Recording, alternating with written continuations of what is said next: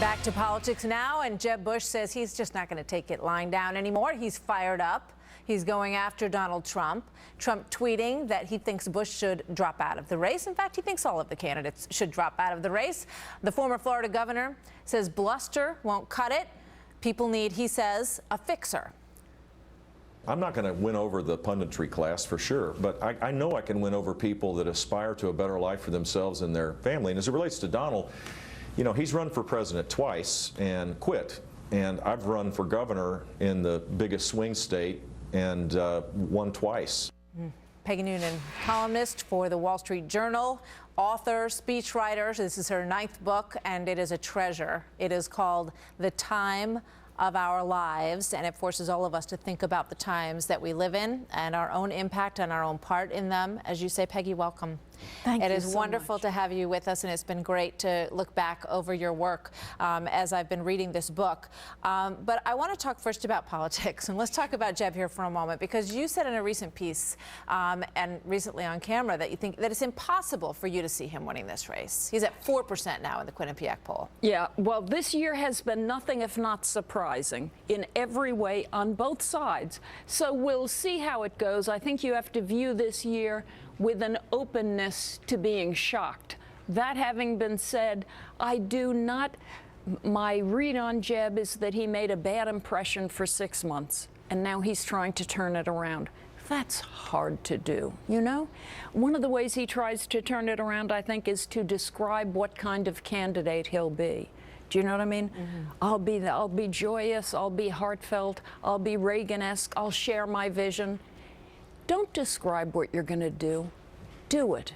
He's had a little trouble doing that. Now he's in a spat with Mr. Trump. Eventually, everybody winds up in a fight with Mr. Trump. Soon, Mr. Trump will be in a fight with Mr. Trump.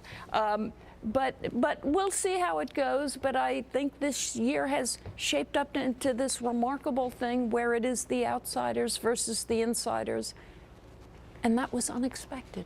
Well, you know, people say Donald Trump's evolving as a candidate, that he's getting better at it. Do you see that? And what do you think about him? I think he's trying to show greater self-discipline. You get the sense with him sometimes in a news conference that he'd really like to be, you know, doing some of that thing that he does. What's the name? Triumph the Insult Comic Dog. Remember that figure? I sure do. Sometimes you get the impression with Trump that he's trying to keep himself, you know, restrain himself from that. Because indeed, politics is a game of addition. You're trying to bring people into the tent, not insult them out of the tent. That having been said, we will see how it goes for Mr. Trump. Chris Christie said the smartest thing the week Trump announced. Chris said, somebody said, is he going to be a good candidate? And Chris said, he's going to be as good as he wants to be.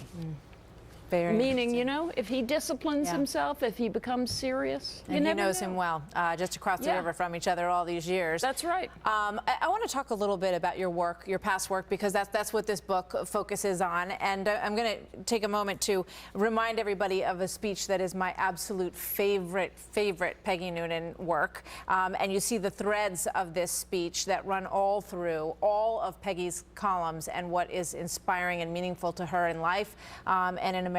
And it was this moment, which was the 40th anniversary of the days that the boys of Pointe du Hoc scaled the cliffs behind Ronald Reagan, and he had them assembled on the stage with him. It was, for many of them, their first moment coming back to that pivotal place in their lives. So they were, you know, 17, 18, 19 when they were at Pointe du Hoc.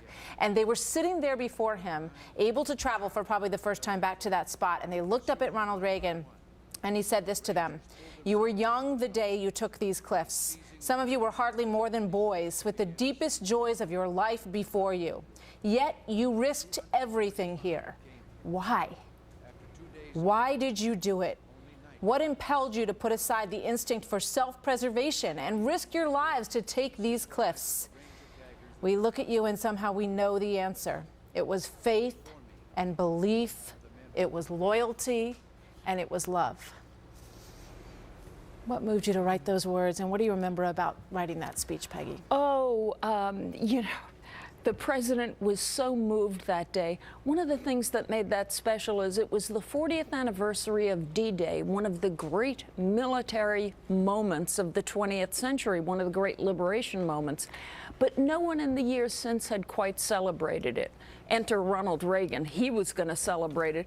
He admired, in a very helpful way, warriors and those who fought for their country. He was especially moved by these men because so many of them were young kids. They were from the cities. They were from New York and Baltimore. They were 20 years old.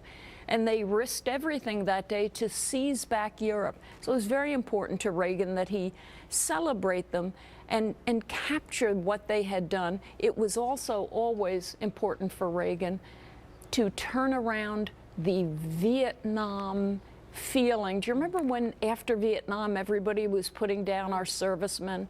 Reagan didn't like that. Reagan said, no matter what you think about that war, we respect and honor those who have come and who went and fought for their country. So I always think that speech in part was important to him because it was helping to turn around the reputation of those who had fought for us. Peggy, thank you very much. The book is called The Time of Our Lives. It's a treasure and a wonderful collection of Peggy's great work, and we look forward to all your columns to come. Peggy, thank you so much. Great to have you with us. Very much.